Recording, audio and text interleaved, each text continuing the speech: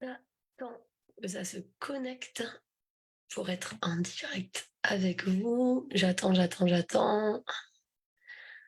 Pour le moment, je vous vois pas. Bienvenue en tout cas pour ceux qui me voient déjà.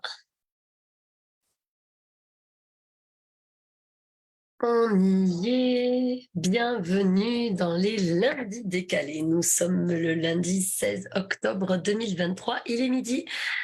Bienvenue pour notre live hebdomadaire. En tout cas, merci de votre fidélité. Pour ceux qui ne connaissent pas le groupe, tous les lundis midi, on fait un live sur le thème qui a été abordé la semaine d'avant pour débattre et voir un petit peu comment on peut aborder justement les choses avec une vision différente, hein, une vision bien sûr ciblée sur le développement personnel et avec euh, une spécialisation sur le haut potentiel notamment. Donc, bienvenue à ceux qui connaissent pas le groupe. Marquez hashtag direct pour ceux qui sont en direct. N'hésitez pas à marquer hashtag replay pour ceux qui verront la vidéo en replay. J'espère que le son est bon parce que je vois que ça bug un petit peu. Il y a des problèmes de réseau en ce moment par rapport aux intempéries. Donc, n'hésitez pas à me marquer s'il y a un souci de connexion, comme ça je le saurai. Et on va commencer à parler de hypervigilance, d'hypervigilance. Coucou Serge, comment vas-tu? Donc, on va parler d'hypervigilance. L'hypervigilance, c'est un état dans lequel on se met, notamment nous, avec nos cerveaux qui vont à 10 000, qui peuvent créer un trouble assez exacerbé d'anxiété. Donc, l'hypervigilance, par définition, c'est un trouble anxieux lié à une hypersensibilité par rapport à ce qui se passe aux alentours. On ne parle pas d'hypersensibilité en termes de hyperacousie là ou d'hyperesthésie. On parle vraiment d'hypersensibilité par rapport aux stimuli extérieurs. Bonjour Patricia, bonjour Virginie et coucou Serge. Donc il y a toute l'équipe de la méthode décor pour me soutenir. En tout cas, ça fait plaisir de vous voir. Donc voilà, on parle d'un trouble anxieux en termes d'hypervigilance lié à une hypersensibilité. Et c'est vrai que je n'avais jamais fait de live sur l'hypervigilance à proprement parler. Et je me rends compte, en fait, que beaucoup de gens que j'ai au téléphone ont cette problématique d'hypervigilance. C'est-à-dire que c'est un comportement excessif afin d'anticiper des menaces et des dangers. Alors oui, hein, j'ai pris des notes. Je connais pas tout par cœur. J'ai fait un petit écrit pour pouvoir être le plus précis possible. Bonjour. Lidwin, ça doit être Ludivine peut-être, je pense. Bonjour à vous. Donc voilà. Donc l'hypervigilance, en fait, c'est un comportement excessif qui permet d'anticiper des menaces ou des dangers. Bien sûr, ce sont des menaces ou des dangers que nous, on traduit à travers nos propres filtres. Donc ça a une tendance à nous rendre, entre guillemets, parano. C'est-à-dire qu'on traduit tout comportement par les autres, des autres, comme un comportement néfaste ou dangereux. Je mets que des guillemets, hein, c'est vraiment dangereux, pas dans le sens je vais mourir, il va se passer un truc, mais dangereux pour notre bien-être. Et donc on a des coups de parano. Alors déjà, si des gens se reconnaissent, là, ceux qui sont en train de regarder, qui se reconnaissent dans le fait d'être paranoïaque, non dans le côté pathos de la paranoïa, mais quand même de se poser des questions dès que les regards sont tournés vers soi, etc. Marquez-moi hashtag parano dans le chat pour que je vois déjà qui se sent concerné par cette hypervigilance. C'est-à-dire, comment ça se passe? Je suis par exemple au travail, je vois un groupe qui va parler, c'est sûr, ils parlent de moi. C'est sûr, ils disent des choses sur moi. Je sens que quelqu'un me regarde, c'est sûr, c'est un regard noir qui me jette. Qu'est-ce que j'ai pu faire? Qu'est-ce que je vais faire pour passer le plus inaperçu possible? Est-ce que ça parle à quelqu'un qui est en train de regarder? Et je vous invite vraiment à écrire hashtag parano. On n'est pas, encore une fois, sur du pathos, parce que c'est pas mon rôle, on n'est pas sur la paranoïa pathologique, hein, on n'est pas sur un délire paranoïde, on est vraiment sur des comportements qui peuvent faire croire à la paranoïa par rapport à cette hypervigilance, où on a l'impression que les menaces et le danger sont extérieurs, sont dans nos relations à nous. Alors, comment ça se passe quand on devient justement parano, entre guillemets? En fait, on filtre à travers un auto-jugement ce que les autres font ou disent. Et l'auto-jugement, bien sûr, il est très dur. Merci Mariana. L'auto-jugement, il est très dur. C'est-à-dire qu'on a plus tendance à être dur avec nous-mêmes qu'avec une personne qui va s'adresser à nous et qui a exactement les mêmes failles que nous. On va être tolérant avec les autres et avec nous, on va pas se supporter. Donc, si on va pas se supporter et qu'on va avoir tendance à s'auto-juger de manière très dure, on va devenir donc intolérant envers nous-mêmes.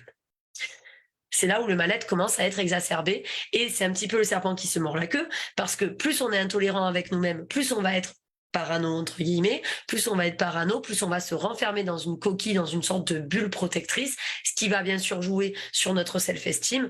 Et donc, on va avoir du mal dans les interactions sociales, on va avoir du mal à saisir des opportunités, on va avoir du mal à faire plein de choses en fait. D'accord? D'accord, je vois que ça te parle à toi, Lidwin, à Patricia, à Mariana. Donc c'est top parce que Patricia et Mariana, ça, on pourra y travailler également, ça fait partie du package. D'accord. Donc, on est intolérant envers nous et cette intolérance se répercute bien sûr sur notre réalité. Cette intolérance se répercute sur notre réalité comment? Eh bien, si on a la croyance folle, parce que c'est une croyance folle dans le sens où ce n'est pas une vérité absolue. Une vérité absolue, c'est quelque chose que tout le monde peut voir. Une croyance folle, on va dire une croyance limitante, c'est une traduction que nous, on fait par rapport à notre propre filtre d'un événement donné, qui nous sort de la réalité et qui colle à notre propre réalité, c'est-à-dire à notre croyance à nous, notre réalité, qui est faite de nos expériences passées, de nos traumatismes passés, et donc on fait des traductions parfois très maladroites de ce qui se passe. Et donc, en fait, c'est ça qu'on appelle une croyance limitante. Le problème, c'est que vous n'arriverez pas à voir vos croyances limitantes parce que comme toute croyance, c'est un truc auquel on croit, donc fermement, ça fait partie de notre réalité. Et si on fait une petite parenthèse, nous sommes des êtres de croyance. Je parle pas de religion, hein. Je parle vraiment de notre mode de fonctionnement. On fonctionne parce que l'on croit que ce qu'on est en train de faire est bon. Je vais boire de l'eau parce que je pense que l'eau est bonne pour moi. Je vais, au moment où je vais me détendre, m'allonger sur le canapé parce que je pense que là, c'est le moment de prendre du canapé et que c'est bon pour moi. D'accord? Je parle pas très bien français. De m'allonger sur le canapé et que c'est bon pour moi. Si vous voulez, tout ce qu'on fait, c'est parce que l'on croit que c'est bon pour nous. Et donc, c'est notre réalité. On le fait tellement machinalement que l'on se dit pas à chaque fois, je crois que c'est bon pour moi. Mais on le fait par conviction. D'accord? Eh bien, c'est pareil. La croyance limitante, c'est quelque chose qui fait tellement partie de votre réalité que vous êtes convaincu que c'est vrai. Et du coup, eh bien, vous y croyez fermement. Et comme c'est votre réalité, toute autre vision possible, toute autre façon de faire vous est totalement inconnue, voire intolérable, parce que ça ne fait pas partie de votre quotidien. En gros, c'est un petit peu votre zone de confort inconfortable. Et dès qu'on vous parle d'un autre truc, ça vous paraît tellement lointain que c'est l'inconnu. Et comme tout ce qui est inconnu, ça fait peur. L'humain a peur de l'inconnu. Ça, on l'a vu, hein, on l'a vu dans plein de choses, puis on le voit également malheureusement dans les comportements jugés excessifs d'intolérance. Donc l'humain a peur de l'inconnu, et le problème, c'est que déjà, quand on se connaît pas soi-même, quelque part, on a peur de nous-mêmes. On a peur de sortir de notre zone de confort, etc. Et forcément, on a peur également des autres. Ce qui revient à cet état de paranoïa. Donc, si vous voulez, comme vous êtes intolérant envers vous-même, par effet miroir, vous êtes persuadé que l'autre est intolérant envers vous. Le jugement que vous vous portez, vous allez le prêter à l'autre. C'est-à-dire que vous allez prêter votre intention à l'autre, aussi bien votre intention que votre jugement. Ça veut dire quoi?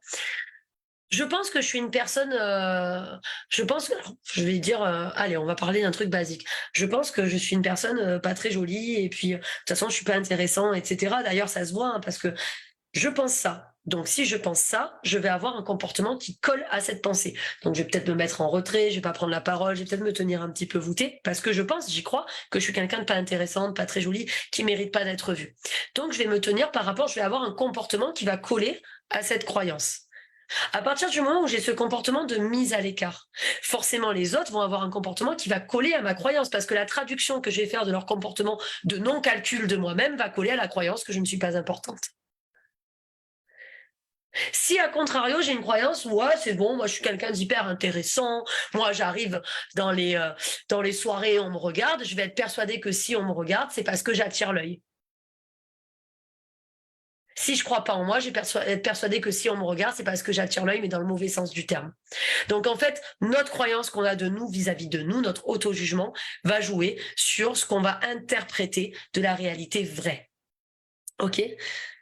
J'espère que c'est clair ce que je dis. J'ai l'impression, parce que je vois que tout le monde est connecté. Donc, qu'est-ce que ça induit tout ça? Ben, ça induit que l'on devient totalement intolérant vis-à-vis de l'autre par rapport aux pensées qu'on leur prête. Et quand je dis qu'on prête également des intentions, on prête pas que des pensées à l'autre. On prête également des intentions. Ça veut dire quoi?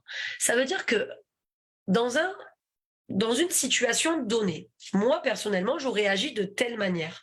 Alors je suis persuadée que dans la même situation, les gens qui m'entourent auraient agi de la même manière.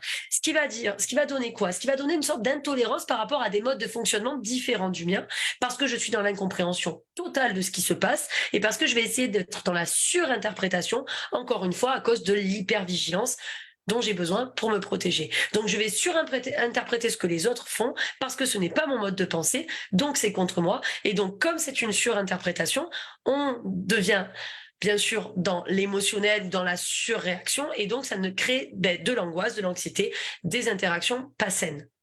Coucou Jérôme, coucou Jean-René et coucou Stéphane, je crois. J'espère que vous allez bien. Tout ça pour dire quoi? Tout ça pour dire qu'il faut rendre à César ce qui appartient à César. Quand vous êtes en hypervigilance, essayez de vous ramener à l'instant présent. Déjà, l'hypervigilance, c'est un petit peu ce qu'on appelle le vomi du cerveau. Ça veut dire qu'on va être dans la surinterprétation de tout ce qui se passe. Donc, ramenez-vous dans l'instant présent déjà. Qu'est-ce qui se passe à l'instant T? Là, tout va bien. Je suis en train de discuter. Coucou Stéphanie, je suis en train de discuter. Je suis sur mon siège. Je suis en direct. Je suis en sécurité. Je n'ai pas besoin d'hypervigilance parce que je suis en sécurité. Il faut vous ramener à votre besoin primaire de sécurité. Ça, c'est très important. Lorsque vous êtes en hypervigilance, c'est-à-dire que vous avez l'impression que votre besoin de sécurité est bafoué. Donc, ramenez-vous à votre besoin de primaire de sécurité et surtout, pensez à cette phrase. Coucou Nathalie. Cette phrase est la suivante et celle-là, elle m'a beaucoup aidé pour avancer. C'est « on prête aux autres des pensées qu'ils n'ont pas forcément à travers leur acte ». C'est-à-dire que quelqu'un va me regarder, tout simplement. D'accord? On est sur du pragmatique. La personne me regarde. Or, moi, je me considère pas bien en ce moment. Je suis pas bien, je suis en phase down, etc. Donc, je vais dire, tiens, il me regarde de travers, il me regarde d'un regard noir. C'est sûr, il m'aime pas. Je prête des pensées à travers un acte à l'autre. C'est-à-dire que, à travers un simple regard, je lui prête une pensée néfaste à mon égard. Ramenez-vous dans l'instant présent. Il me regarde, point. Il ne se passe rien. Je n'ai pas à interpréter ce que la personne pourrait penser. On n'a pas cette capacité, pas pour le moment. Peut-être que quand nos cerveaux continueront de grossir, on pourra interpréter et discuter sans parler. Pour le moment, on n'a pas cette capacité. Donc, ramenez-vous dans l'instant présent parce que la plupart des gens prêtent aux autres des pensées que ces autres-là n'ont pas forcément à travers leur acte. À qui ça parle ça? Qui a tendance à être dans la surinterprétation? Vous pouvez marquer surinterprétation dans le chat. Qui a tendance à prêter des pensées à l'autre en traduisant juste un acte par des pensées néfastes à son égard? Qui est dans la surinterprétation? Il n'y a pas de honte à avoir, c'est OK. Et pourquoi il n'y a pas de honte à avoir? Parce que vous allez en prendre conscience maintenant. Et grâce à cette prise de conscience, vous allez pouvoir travailler dessus. Moi, c'est ce que je fais avec mes coachés. On travaille dessus. Et comment on travaille dessus? Un petit peu, Serge. D'accord? Bonjour Nathalie. Comment on travaille dessus? On travaille en décomposant les choses en différents points. Déjà, la première chose, c'est de reconnaître qu'on a ce mode de fonctionnement-là. Parce que l'un des postulats de base en coaching, c'est qu'on ne peut travailler que sur les choses dont on a conscience. Si vous n'en avez pas conscience, on doit reconnaître déjà qu'on a ce mode de fonctionnement. Donc, Jérôme, ça t'arrive, Jean-René encore un peu. Virginie, avant, oui, mais plus aujourd'hui. C'est normal, tu as fini le programme décor. Mariana, oui, tu es au tout début, c'est normal aussi. On en reparlera d'ailleurs en collectif et en individuel. Donc, quand on prête sur interprétation aussi, Lidwin, ok, lorsqu'on prête ses pensées à l'autre, on érige des barrières très hautes. Ah, bulle de protection, barrière érigée, on dirait un petit peu des super-héros, tu sais. Bulle de protection, vite, vite, mes barrières autour de moi, d'accord? Et parfois, elles sont vraiment trop hautes, ces barrières, et donc on s'enferme dans une prison des croyances limitantes dont je vous ai parlé. Coucou Philippe. C'est un cercle vicieux. Confirmation de ce que l'on pense, biais cérébral, et entretien de l'état de mal-être anxiogène. Alors, je viens de parler d'un truc important, c'est ce qu'on appelle le biais cérébral. Qu'est-ce que le biais cérébral de confirmation? Je ne vais pas tous les voir ici, mais je vous parlais du biais cérébral de confirmation. Le cerveau, il aime bien prendre des raccourcis. Le cerveau, il aime bien prendre des raccourcis, puis ça nous facilite la vie. Hein. Une fois qu'on a des trucs qui sont ancrés, on prend des raccourcis. Il y a un biais cérébral qui s'appelle le biais de confirmation. Le biais de confirmation, il sert à quoi? Le biais de confirmation, en fait, il sert à confirmer vos pensées pour vous rassurer. Alors, effectivement, si vous êtes persuadé que la personne en face ne vous aime pas et qu'elle va juste vous donner un regard, vous allez vous-même, par le biais de confirmation, confirmer qu'à cause de ce regard, vous êtes persuadé que cette personne ne vous aime pas parce qu'elle vous regarde de travers. Le biais de confirmation, il sert aussi dans les cas de polémique. Par exemple, je polémique avec un ami sur un truc, je sais pas, géopolitique ou un truc, en fait, en gros, un truc d'actualité. Je polémique avec dessus. On a deux avis vraiment tranchés, vraiment différents.